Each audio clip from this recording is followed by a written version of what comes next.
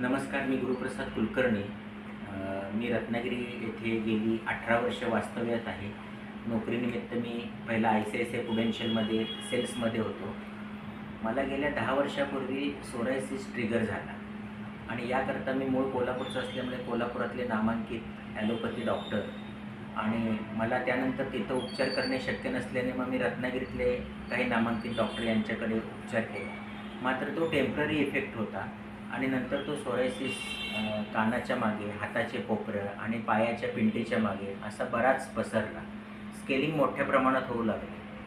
मग मी आयुर्वेदाचा यूट्यूबवर बघता बघता अभ्यास केला आणि मग मी रत्नागिरीत चौकशी केली असता डॉक्टर प्रदीप घाटे सुखाई आयुर्वेदिक क्लिनिक, प्रदीप घाटे BAMS MD आहेत आणि त्यांच्याकडे मी 1-2दा जाऊन भेटलो आणि त्यांनी मला विश्वास दिला की सोरायसिस हा मुळापासून बरं होऊ शकतो. मात्र त्याला कमीत कमी 2 ते 3 वर्ष तुम्हाला उपचारही घ्यावे लागतील. यामध्ये आपल्याला वमन घ्यावे लागेल, विरेचन घ्यावे लागेल, बस्ती घ्यावी लागेल आणि जळू काही ठिकाणी जिथं मोठ्या प्रमाणात जिथं सोरायसिस आहे, जिथं दुष्ट रक्त आहे त्याकरता तिथं आपण जलोयका लावावी लागतील.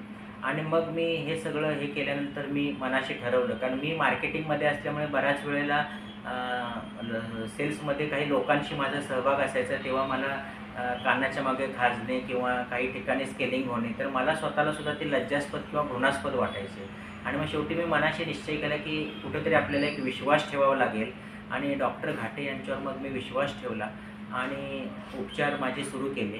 आणि मागच्या वर्षी वमन पद्धतीनं उपचार पद्धती घेतली, विरेचन उपचार पद्धती घेतली जळू आणि त्याबरोबर मला त्यांनी काही औषधंही दिली. घृततूप किंवा आरोग्यवर्धिनी वेगवेगळे त्यांचे काही त्वचा पुडी वगैरे होते, काही तिथे लावण्यासाठी एक तेलं दिली. आणि आता मला सांगायला अत्यंत अभिमान किंवा आनंद वाटतो की माझा सोरायसिस हा 90% बरा झालेला आहे. आमसुलासारखा अगदी तो कलर असणारा सोरायसिसचे जो त्वचेला कलर होता तो आता अगदी फिकट झालेला आहे. आणि रत्नागिरीतल्या बऱ्याच जणांना मला सांगावंसं याद्वारे वाटतं की माझ्या व्हिडिओद्वारे की आपण बाहेर मोठमोठ्या ट्रीटमेंट किंवा महागड्या ट्रीटमेंट घेतो की ज्याद्वारे आपल्याला फक्त टेम्पररी इफेक्ट मिळतो. आयुर्वेद ही अशी एक उपचार पद्धती आहे की जिथे आपण मुळापासून तो कायमचा बरा होऊ शकतो. मात्र काही पथ्यपाणी आणि स्वतःवर विश्वास ठेवायला हवा, त्याबरोबर आपण आपल्या डॉक्टरांवर पण विश्वास ठेवायला हवा. तर मी सुखाई आयुर्वेद क्लिनिक शिवाजीनगर रत्नागिरी यांचे मनापासून आभार मानतो की हा अतिशय चिवट आणि चिकट रोग माझा बरा झाला. त्याबद्दल मी मनापासून धन्यवाद आणि डॉक्टर घाटे यांना त्यांच्या पुढील वाटचालीसाठी शुभेच्छा देतो. धन्यवाद.